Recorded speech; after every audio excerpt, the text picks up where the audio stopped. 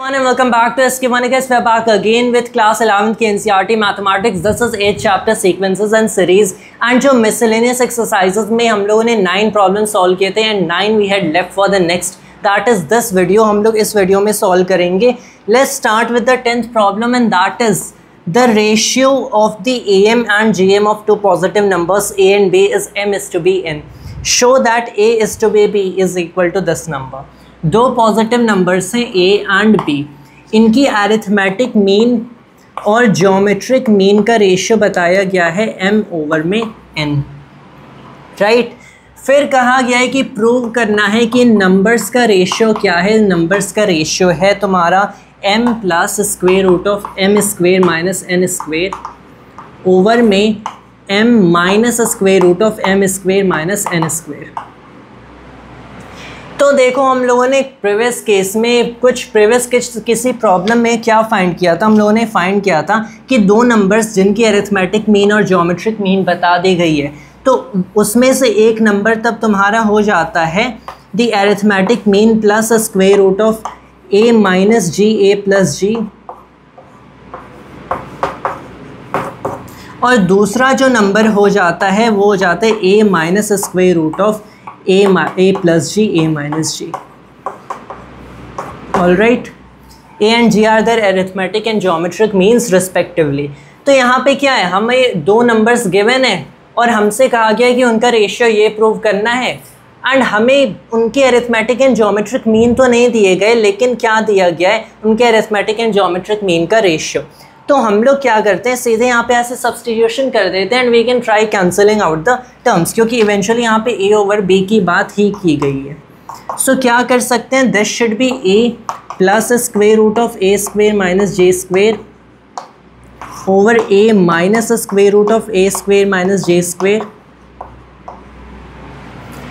अब क्या करें, नाउ वी कैन ट्राई कि a ओवर g किसके इक्वल है, m ओवर n के इक्वल है and this should cancel out. क्यों, और यहाँ पे जो भी a और g है सब कैंसिल आउट होके हमारा final answer m and n में आना चाहिए। क्यों, यहाँ पे आपके पास a है, अगर मैंने a को g के टर्म्स में लिखा है यूजिंग दिस रेशियो, तो वैसे मैं यहाँ पे करूँगा एंड यहाँ पे करूँगा एंड एक मैं टर्म्स बाहर ले सकता हूँ। सिमिलरली आई कैन डू, सो सारे a एंड g कैंसिल होने चाहिए, ये सिर्फ इनके रेशियो पे डिपेंड करेगा।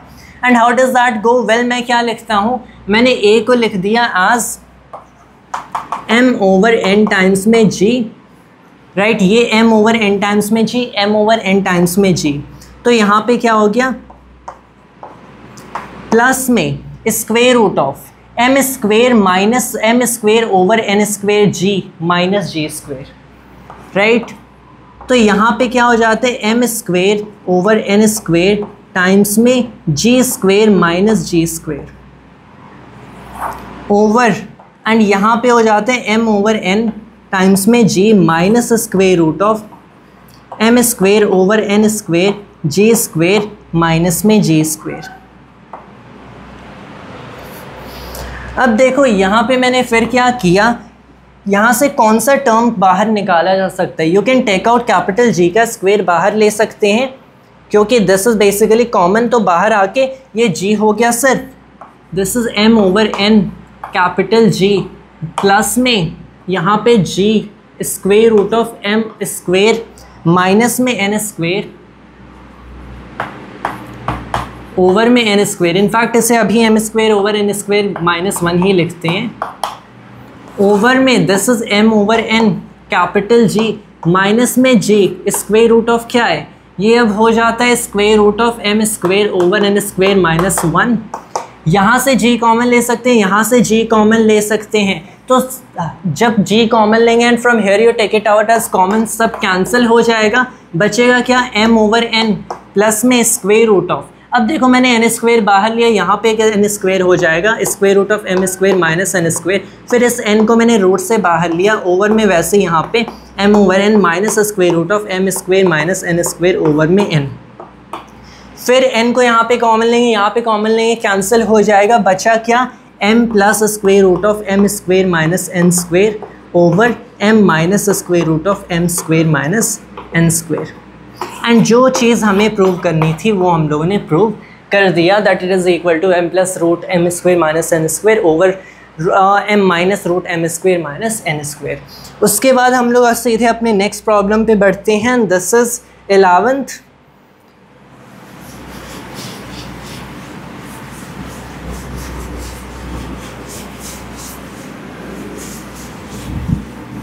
Find the sum of the following series.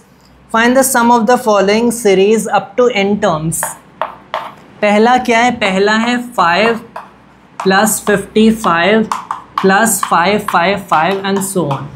इस चीज़ को मैं 5 कॉमन ले सकता हूँ, 1 प्लस 11 प्लस में 111 प्लस सो ऑन। ऐसा प्रॉब्लम हम लोगों ने पहले किया है, तो I want elaborate much on it कि एग्जैक्टली मैं क्या कैसे कर रहा हूँ, राइट। अगर हम लोगों ने ऊपर नीचे मल्टीप्लाई किया 9, so here you can write this as 9 plus में 99 प्लस में 999 एंड सो ऑन। फिर यहाँ पे मैंने 5/9 किया, इसे 10 माइनस 1 प्लस में 100 माइनस 1 प्लस में यहाँ पे 1000 minus 1 and so on add किया। And then you do this is 5/9। यहाँ पे क्या हो रहा है? 10, 100, 1000 n टाइम्स में ऐड हो रहा है। तो this is a GP with क्या? This is a GP with first term 10। कितनी बार करना है? कॉमन रेशियो है 10 आपका हो गया n टाइम्स, तो 10 to the power n minus 1 over में यहाँ पे 9 हो जाता है, माइनस में 1 सब्ट्रैक्ट हो रहा है n टाइम्स, तो n हो जाता है। And this is now 50। यहाँ पे कर लेते हैं 50 ओवर में 81, 10 to the n minus 1 over में क्या हो जाएगा? माइनस में n हो जाएगा, -5/9 ऑफ n। इस केस में ये आंसर आ जाता है। वैसे नेक्स्ट देखते हैं। नेक्स्ट है हो गया 0.6 प्लस में 0.66 plus 0.666 and this is 6/10 plus में 6600 प्लस में 666,000 एंड सो ऑन, राइट। तो अब मैंने क्या किया? अब मैंने बेसिकली देखा कि यहाँ पे एक सिमिलर प्रोसीजर अप्लाई कर सकते हैं। पहली चीज़ 6/10 मैंने कॉमन लिया, तो यहाँ पे क्या हो गया? 1 प्लस में से 11/10, राइट, प्लस में इनफैक्ट 10 को मैं कॉमन नहीं लेता हूँ क्योंकि this will coincide with the number of zeros. मैं सिर्फ 6 कॉमन लेता हूँ, तो यहाँ पे 100 हो गया, प्लस में 1/11/1000 हो गया, 111/1000 प्लस सो ऑन। क्या करते हैं अब? क्या मल्टीप्लाई करें 9 से? All right, this is 6/9, this is 9/10 plus में 99/100 प्लस में 999/1000 एडेड सो ऑन। अब क्या हो गया यहाँ पे?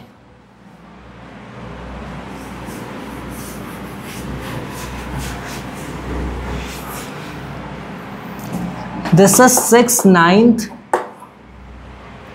और अब मैंने इस 9 को 10 माइनस 1 लिखा, दिस इज 10 माइनस 1 ओवर में 10। फिर इसे इस 99 को मैंने 100 माइनस 1 लिखा ओवर में 10।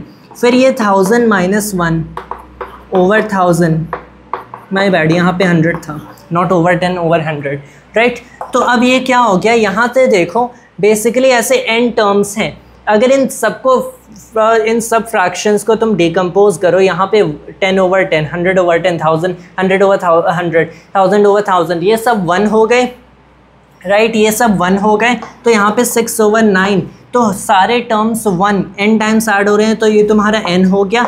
माइनस में -1/10, -1/1000, -1/100, -1/1000, तो ये तुम्हारा हो जाता है एक खुद में एक सीरीज़ जिसकी फर्स्ट टर्म क्या है? ज्योमेट्रिक सीरीज़ जिसकी फर्स्ट टर्म है तुम्हारी -1। कॉमन डिफरेंस क्या है? कॉमन रेशियो क्या है?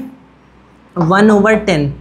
तो यहाँ पे 1/10 टू द nth पावर करो क्योंकि n टाइम्स में ऐड हो रहा है। फर्स्ट टर्म क्या है? नहीं, फर्स्ट टर्म -1/10 खुद है। Common ratio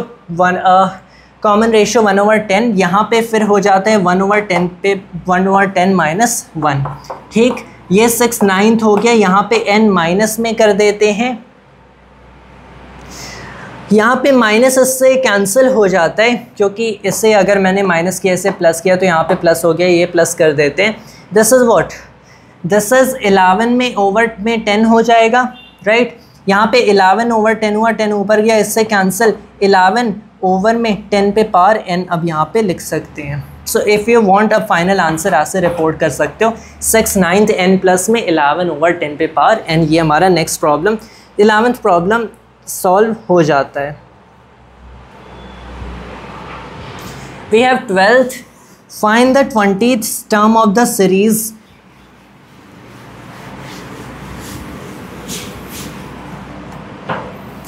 find the 20th term of the series 2 times 4 plus में 4 टाइम्स 6 प्लस में 6 times 8 plus up to n terms. तो यहाँ पे देखो पैटर्न क्या है, पहला टर्म 2 और पहले के साथ क्या मल्टीप्लाई हो रहा, द डबल ऑफ 2 मल्टीप्लाई हो रहा है। दूसरा टर्म सीधे 2 टाइम्स 2 हो गया एंड इसमें क्या मल्टीप्लाई हो रहा है, इसमें 2 टाइम्स 3 मल्टीप्लाई हो रहा है, राइट।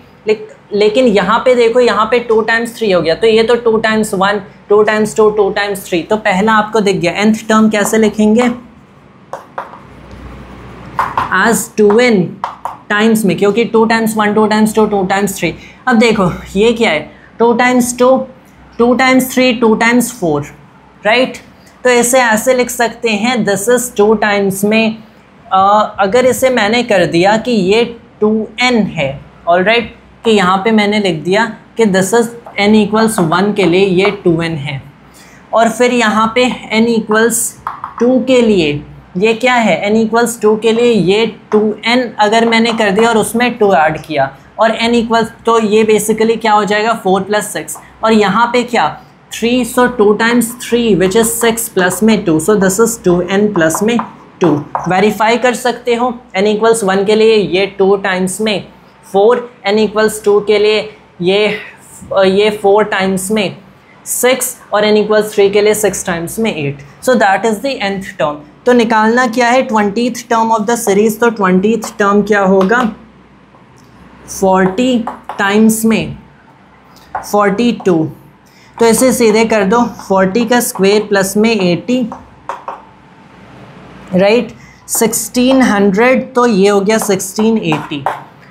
तो ये हमारा 20th term of the series हो जाएगा। नेक्स्ट देखते हैं 13th problem. A farmer buys a used tractor. A farmer buys a used tractor for rupees 12,000. He pays rupees 6,000 as 6,000 cash and agrees to pay the balance in annual installments.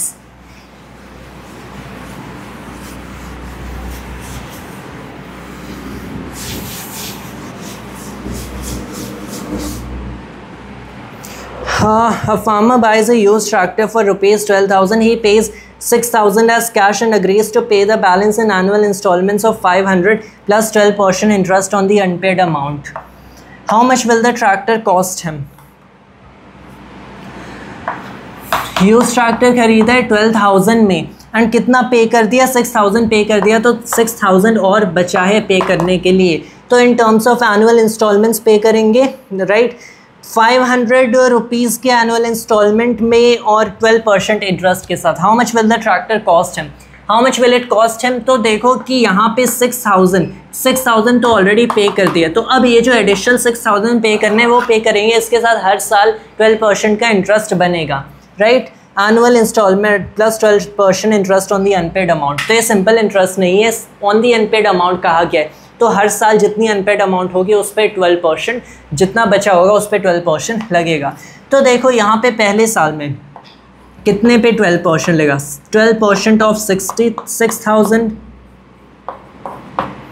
Right, क्योंकि पहले तो इतना 6,000 ही है spade इन दी 0th year, तो first year में 12% of 6,000 होगा, उसके बाद 500 पे किया है तो उसके बाद 12% ऑफ क्या हो जाएगा 5,500, फिर 12% ऑफ क्या 5,000 और ऐसे सो ऑन।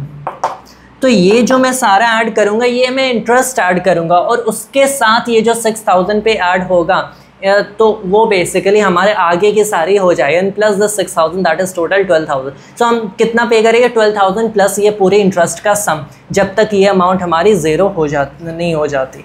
तो देखो यहाँ पे अब क्या होगा 12% is written how, 12% is 12/100, right. यही इसका मतलब होता है, टाइम्स में 6000 प्लस में 12/100 टाइम्स में 5500 और सो ऑन। क्या मैं हर जगह से 12/100 कॉमन नहीं ले सकता हूँ? तो ये मैंने 12/100 कॉमन लिया, मेरा क्या हो गया 6000 प्लस में 5500 एंड प्लस में सो ऑन। नेक्स्ट टर्म क्या होगा 5000, फिर 4500, क्योंकि वो 500 पे करते जा रहे हैं तो उतना कम होता जा रहा है। तो अब देखो ये मेरी एक अरिथमेटिक सीक्वेंस बन गई, ये मेरी एक अरिथमेटिक सीक्वेंस बन गई। यहाँ पे नंबर ऑफ टर्म्स कितने होंगे? बेसिकली देखो the nth term of this arithmetic, this is decreasing. तो पहली टर्म क्या है 6000 प्लस में nth टर्म होगी n-1, 6000 प्लस में n-1 टाइम्स कॉमन डिफरेंस क्या है -500, तो प्लस में n-1 माइनस में 500। तो देखो ज़ीरो ये कब होगा, nth टर्म ज़ीरो कब होगी? क्योंकि हमें देखना है कि जब तक ये ज़ीरो नहीं हो जाती तब तक इंटरेस्ट लगता रहेगा, जब तक पूरा अमाउंट पेड नहीं हो जाता, मतलब अनपेड अमाउंट ज़ीरो नहीं हो जाता। तो देखो ये हो गया 6000 तुम्हारा, मान लो nth टर्म पे ये ज़ीरो होता है तो ये हो गया 6000 इज इक्वल टू 500 टाइम्स में n-1, 2 ज़ीरो से 2 ज़ीरो कैंसिल करो, ये से 60 टाइम्स में n = 13 पे ये ज़ीरो हो रहा है, मतलब 13 टाइम्स में ये पे होगा, ठीक। तो मैंने किया sum over the entire series, sum of this arithmetic progression हो जाएगा 13/2 टाइम्स में first term plus last term. First term क्या है एपी की 6000 है, प्लस में लास्ट टर्म ज़ीरो हो गया, तो ये कितना हुआ, ये 3000 हुआ, राइट। अब टाइम्स में 13 हो रही, यहाँ से अब तुम 2 ज़ीरोज़ कैंसिल करो, ठीक। तो ये हो गया 12 टाइम्स में 13 टाइम्स में 30, तो 12 टाइम्स 13 क्या होगा, 12 टाइम्स 30 हो जाएगा 144 प्लस में 12 6 556, तो ये 156 टाइम्स में 30 हो गया, 081 कैरीज, यहाँ पे 6 हो गया, यहाँ पे 4 हो गया, 4680 इज़ दी एडिशनल इंटरेस्ट, मतलब 12000 जो उसने ओरिजिनली पे किया है, मैंने इसे ओरिजिनली पे किया, टोटल अमाउंट इतने का खरीदा है, उसमें से 6000 पे किया, फिर बाकी 6000 पे इतने इंटरेस्ट लगे, तो ये इंटरेस्ट प्लस में जो टोटल अमाउंट बाकी का पेड है दैट इज़ 12000, वो तो पे करना ही है, तो ये तुम्हारा क्या हो जाएगा 4680, तो ये हो जाएगी 16,680 रुपी, इतना उस फार्मर ने टोटल पे किया है for this tractor.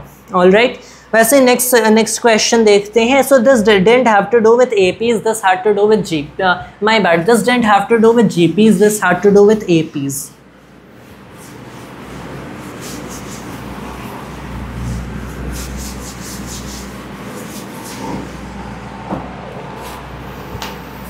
Next we have 14th, and this Shamshad Ali buys a scooter for rupees 22,000. He pays rupees 4,000 cash and agrees to pay the balance in annual installments of rupees. No, Shamshad Ali buys a scooter for rupees 22,000. He pays rupees 4,000 cash, agrees to pay the balance in annual installments of rupees 1,000 plus में 10% interest on the unpaid amount. How much will the scooter cost him? Similar problem है.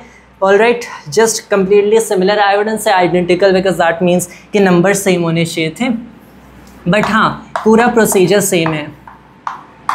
सो यहाँ पे 4000 cash, कितना बचा 18,000 उसे और पे करना है, तो हम 18,000 पे इंटरेस्ट निकालेंगे, उसे इससे ऐड करेंगे, इंटरेस्ट कितना होगा, तो देखो 10% इंटरेस्ट, एनुअल इंस्टॉलमेंट हो गई 1000 की विथ 10% इंटरेस्ट। तो मैंने क्या किया, प्रीवियस केस में मैंने 10% को मतलब 10/100 बाहर निकाला, टाइम्स में जो हमारी पूरी सीरीज़ बन रही है, तो वो क्या हो गई, यहाँ पे 18,000 हो गया, प्लस में 17,000 प्लस में सो ऑन, 1000 का कॉमन डिफरेंस है, this is again an AP, तो ये हो गया 10/100 टाइम्स में क्या यहाँ पे हो जाएगा, कितने टर्म्स बाद ये ज़ीरो होगा, यू कैन टेल 18 टर्म्स बाद ज़ीरो होगा, क्योंकि 1000 सब्ट्रैक्ट कर रहे, so you are basically subtracting, अगर 18 बार यू आर टेकिंग आउट 10, तो ये बेसिकली क्या हो जाएगा, ये फाइनल टर्म ज़ीरो हो जाएगा।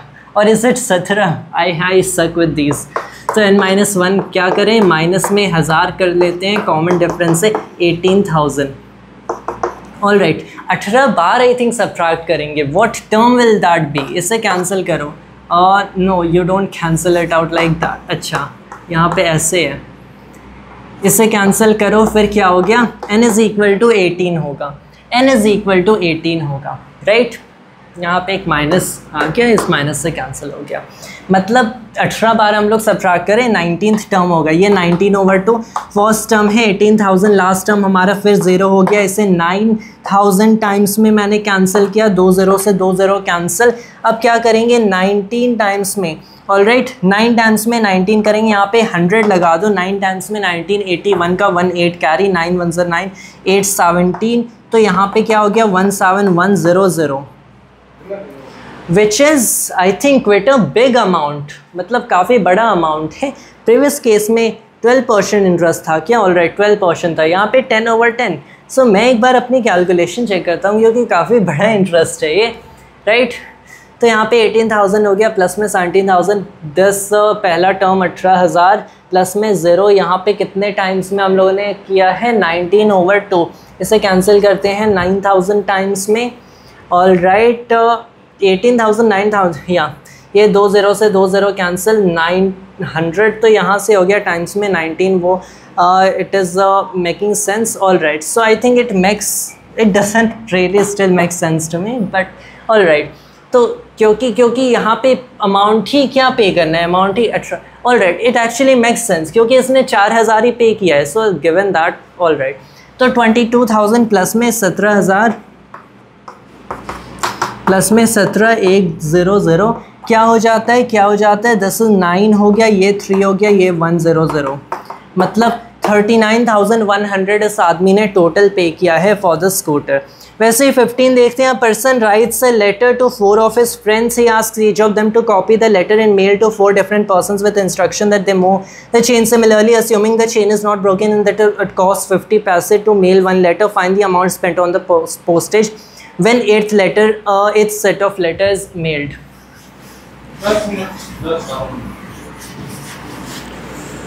तो एक पर्सन ने पहला यहाँ पे बेसिकली अमाउंट पूछा है, राइट। हम लोग टोटल कितने लेटर्स पोस्ट हुए हैं वो निकाल लेते हैं, then we find the amount. तो कैसे निकालेंगे, वेल पहले पर्सन ने 4 लोगों का लेटर लिखा, ऑल राइट पहले 4 लोगों को, this is the first set, ये फर्स्ट सेट हो जाएगा पहले 4 लोगों को। तो दूसरा क्या हो गया, 4 स्क्वायर हो गया, ये हर पर्सन ने 4 लोगों के किया, सो आउट ऑफ दीज 4 हर एक ने 4 आगे लोगों को कर दिया, सो दिस इज़ 4 times 4 मतलब 4 स्क्वायर। अब इसमें हर पर्सन ने 4 लोगों को किया, तो ये 10 टोटल नंबर टाइम्स में 4 हो गया, मतलब 4 क्यूब। वैसे हम लोग 8th सेट पे आ गए, the 8th term, this are geometric series. तो हम लोग फाइंड कर लेते हैं कि इसका पूरा सम क्या होगा, क्योंकि 10 कितने लोगों को गया in first set plus in second set plus in third set, कितने लोगों को गया, सबको ऐड करेंगे।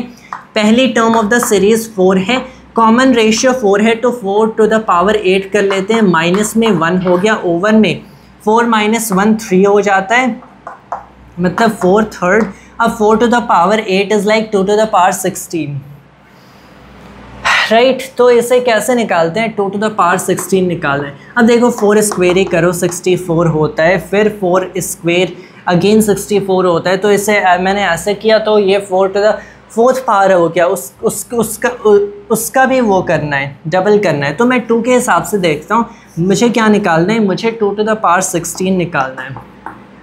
तो मैंने किया 2 to the 4th power is 16, that is 4 square, 2 to the 5th power is 32, 2 to the 6th power is 64, 2 to the 7th power is 128, 2 to the 8th power is 256, right.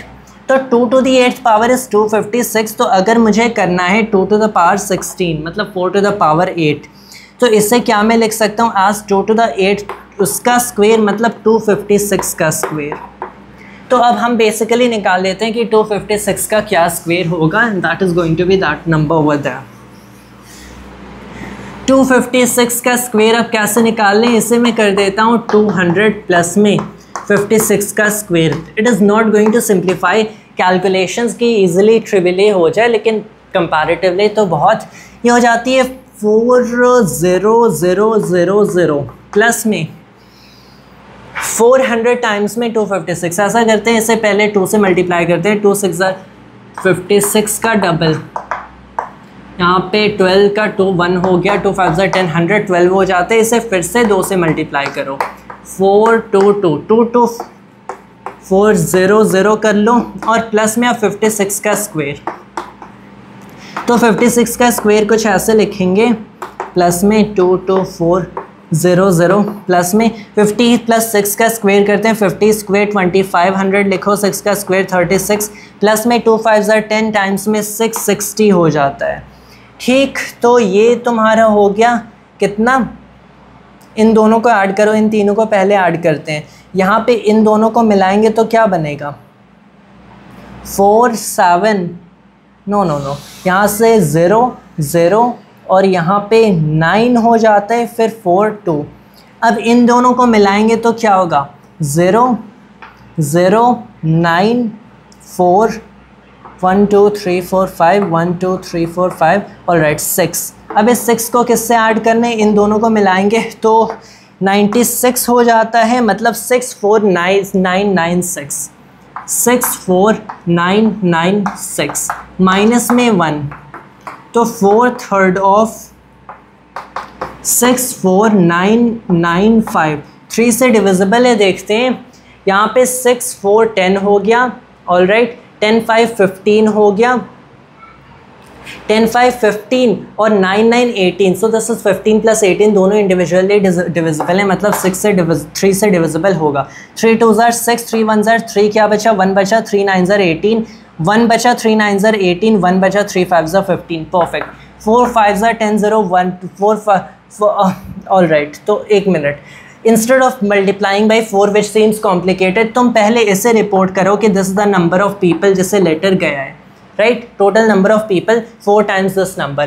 फिर टोटल पैसे कितने लगे, total रुपए कितने लगे letter को भेजने के लिए, एक पर्सन को भेजने के लिए 50 पैसे, दैट इज़ 1/2 रुपी। तो इतने लोगों को भेजने के लिए half of this rupee, half times में दिस, मतलब हमें उस केस में सिर्फ 2 से मल्टीप्लाई करना होगा, क्योंकि हाफ है, ये 2 इस 4 को 2 टाइम्स में कैंसिल किया, तो इसे 2 से मल्टीप्लाई करेंगे। 2 5 10 0 1 कैरी, 2 9 18 1 99 1 कैरी, ना 99 1 कैरी, यहाँ पे 3 हो जाते, यहाँ पे 2, मतलब टोटल कितने पैसे लगे, total you have rupees 43,919 rupees total इतना लगेगा। वैसे नेक्स्ट देखते हैं, you have 16th amount deposited rupees 10,000 in a bank at a rate of 5% simple interest annually. So this is simple interest, quite simple. This is find the amount in 15th year since he deposited the amount and also calculate the total amount after 20 years. तो इसने 10,000 deposit किया in a bank at a rate of 5% simple interest annually.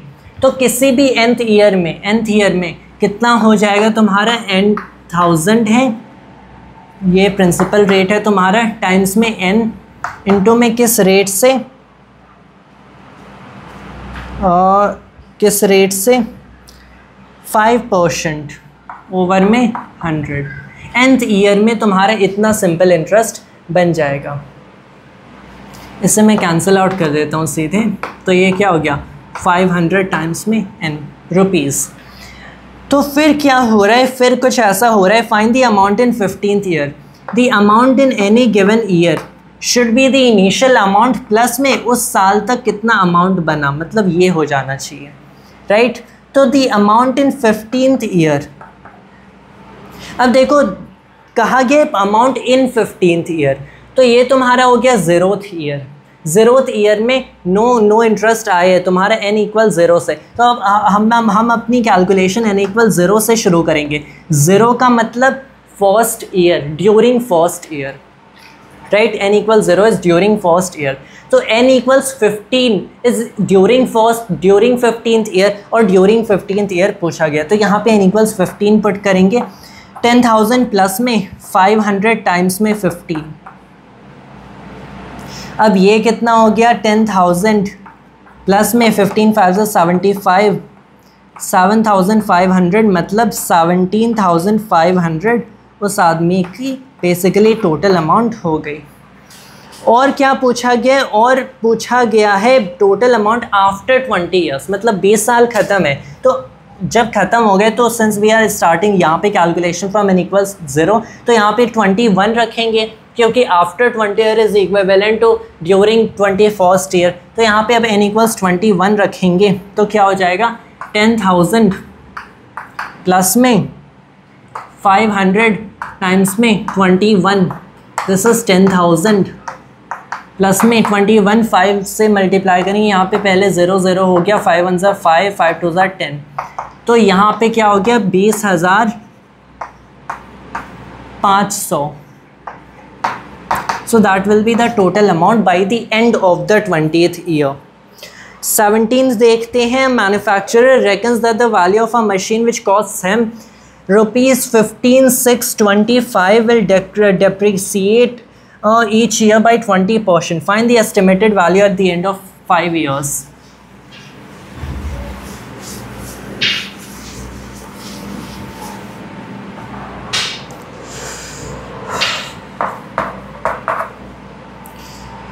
So इतना से start होती है depreciates each year by 20%.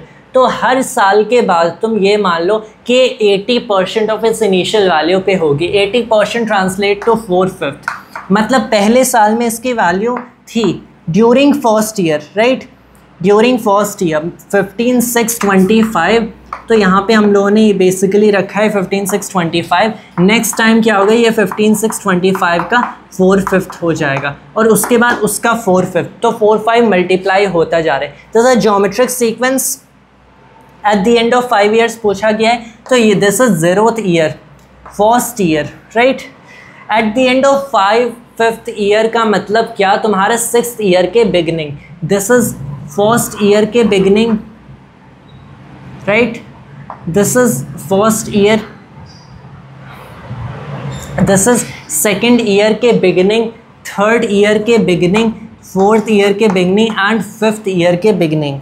Eight the end of मतलब 6th year के beginning, यहाँ पे टोटल कितने टर्म्स है, 6 टर्म्स है, विच मेक्स सेंस। तो eight the end of the 5th year, क्योंकि हमारा first term is like first year के बिगनिंग में कितनी अमाउंट है, तो 5th year is like 6th year की बिगनिंग, राइट। तो 6th ईयर के बिगनिंग में कितनी अमाउंट होगी, ये 6th term of the sequence होगा। तो यहाँ पे क्या निकालते हैं, यहाँ पे निकालते हैं एस्टिमेटेड वैल्यू, मतलब 15,625, मतलब 6th term of the series पूछा गया है 15,625 टाइम्स में 4/5 to the power, common ratio है टू द पावर n-1 क्या है, 6 - 1 5 है, तो दिस इज 15,625 टाइम्स में 4 पे पावर 5 कर लो, ओवर में 5 पे पावर 5। तो 5 पे पावर 5 को मैं कैसे लिखता हूँ, इस चीज़ को लिख देते हैं एज 25 टाइम्स में 25 टाइम्स में 5, राइट, क्योंकि 5 स्क्वायर 5 हो गया।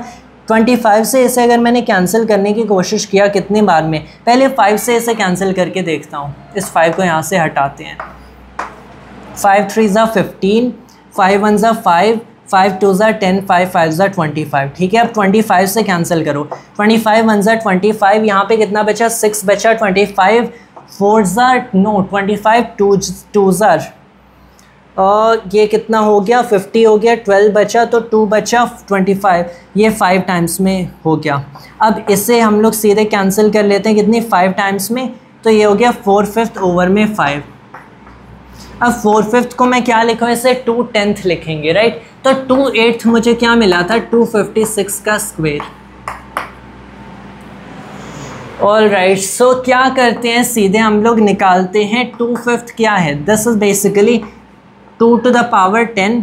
तो मैं पहले क्या निकालूंगा, 2/5 32 हो जाता है, तो 32 का स्क्वायर ही है ये, 32 का स्क्वायर ओवर में 5। 32 का स्क्वायर अगर कैलकुलेट करें, इसमें से 30 + 2 का स्क्वायर 900 प्लस में 4 प्लस में यहाँ पे 4 टाइम्स 3 12 और 1200 हो गया, ठीक।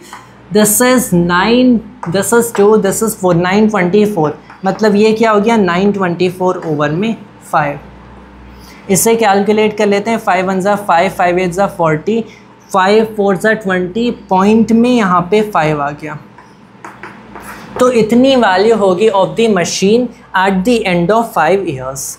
फिर हम 18th प्रॉब्लम पे आते हैं, which is the last problem in the exercise, and this goes like 150 workers were engaged to finish a job in a certain number of days.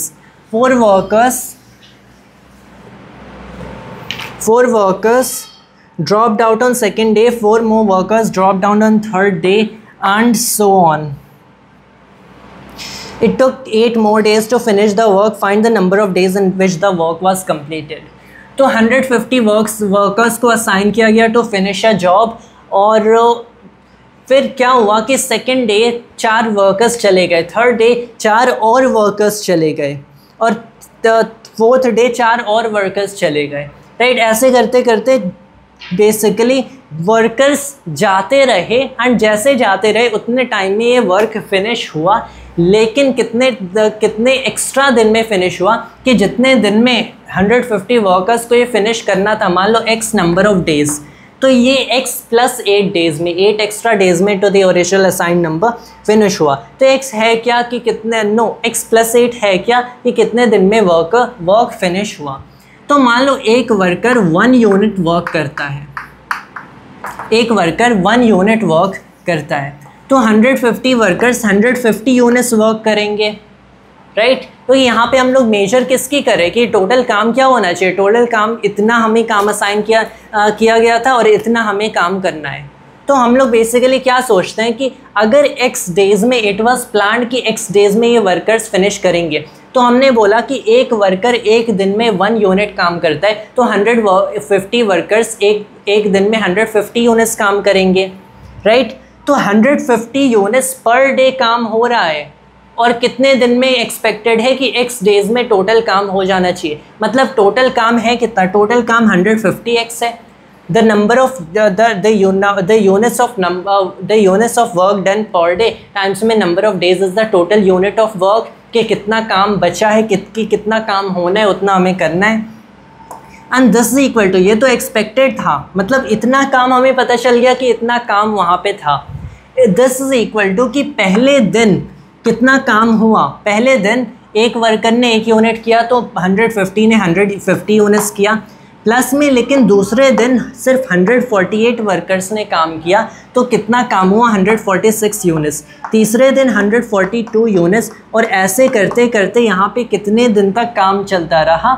यहाँ पे x बेसिकली दिन थे, तो यहाँ पे this is first day, second day, third day, x + 8 days लगे काम finish करने के लिए। So this is the x + 8th term, क्योंकि दिस इज फर्स्ट सेकंड कितने दिन लगे, x + 8, सो x + 8th टर्म, राइट। तो ये हमें मिल गया। इस सीक्वेंस की सम क्या होगी, ये एरिथमेटिक सीक्वेंस है, arithmetic sequence with -4 common difference.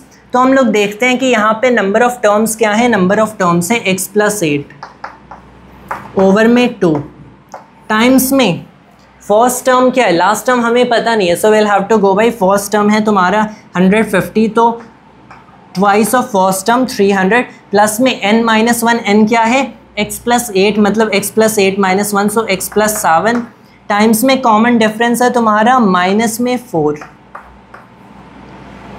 Right. तो ये अब क्या हो गया, दिस इज x + 8 ओवर में 2, किससे मल्टीप्लाई हो रहा 300, माइनस में 7 4 28, तो 300 यहाँ से सीधे कैंसिल करते हैं, 300 - 28 क्या होगा, 300 - 30 इज़ 270, उसमें प्लस में 2, सो दैट इज़ 272, ऑलराइट। ये 272 हो गया, माइनस में 4x, राइट। किसके बराबर है, 150x के बराबर है। इस 2 को मैं इधर करता हूँ, जब इधर करेंगे 300x is equal to what, is equal to x + 8 times में 272 - 4x, तो ये हो गया 272x, राइट, और -4x² प्लस में 8 2 16, 6 1 कैरी, 8 7 56, 1 57 7 5 कैरी, 8 2 16, 5 11, 16 5 21, राइट। फिर माइनस में 32x, क्या ये सब 4 से डिवाइड होगा?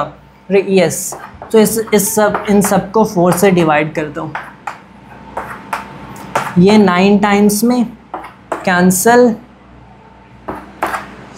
4 7 ज़ा 28, 2 बचा, 4 5 ज़ा 20। ऑल राइट, ये 75 परफेक्ट। 4 5 ज़ा 4 7 ज़ा 28, 4 6 ज़ा 20, 4 3 बचा, 4 9 ज़ा 4 7 ज़ा 4 8 ज़ा 32, 4 5 ज़ा 20, 1 बचा, 4 3 ज़ा 4 4 ज़ा 16, 1 बचा, 4 4 ज़ा 16। ठीक, फिर अब हम लोग साइन रिवर्स करते हैं तो क्या हो जाएगा? Minus 68x plus X square minus 544 plus 9x is equal to, अब देखो ये यहाँ पे आया था माइनस हो गया, फिर साइन रिवर्स करेंगे प्लस हो गया, plus 75x is equal to 0। यहाँ से क्वाड्रेटिक इक्वेशन बन गई। बाकी सब अब हमारी बेसिकली यही सॉल्व करना है। 75 माइनस 68 करते हैं तो क्या बचे? यहाँ से 5 बचे, वहाँ से 2, वहाँ से 3, सो 8 है क्या? No, this is 2 7, this is 7x X square plus में 7x और वहाँ पे एक प्लस में 9x है, सो प्लस 16x। माइनस में क्या हो रहा है? माइनस में ये सारे टर्म्स कैंसिल, 544 ही बच रहा, इज़ इक्वल टू 0। तो x क्या हुआ? क्या 16 का स्क्वायर 544 है क्या? नो, दैट 20 का स्क्वायर इज़ 400, सो नो। तो हम लोग क्या करते हैं, सीधे कर माइनस 16 प्लस और माइनस 16 का स्क्वायर, स्क्वायर रूट ऑफ 16 का स्क्वायर 15 प्लस 1 का स्क्वायर, 225 प्लस 1 प्लस में 30, तो 225 plus 1 plus 30 is 225 plus 31 is, यहाँ पे 5 हो गया, यहाँ पे 6, 256। All right, perfect, this is 256। Minus में प्लस में हो जाएगा 4 टाइम्स में, 4 4 ज़ा 16, 6 1 कैरी, 4 4 ज़ा 16, 1 17, 1 1 कैरी, 4 5 ज़ा 21, 21 ओवर में हो गया 2।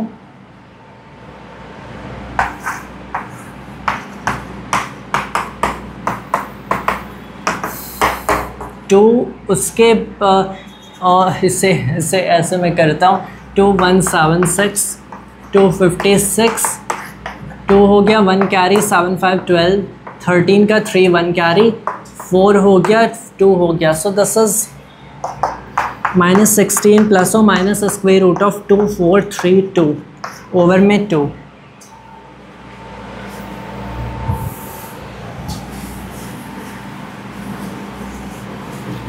इसका क्लोजेस्ट नंबर देखते हैं।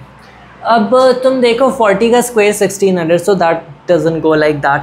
50 का स्क्वायर इज़ 2500, राइट? 50 का स्क्वायर गोज़ लाइक 2500।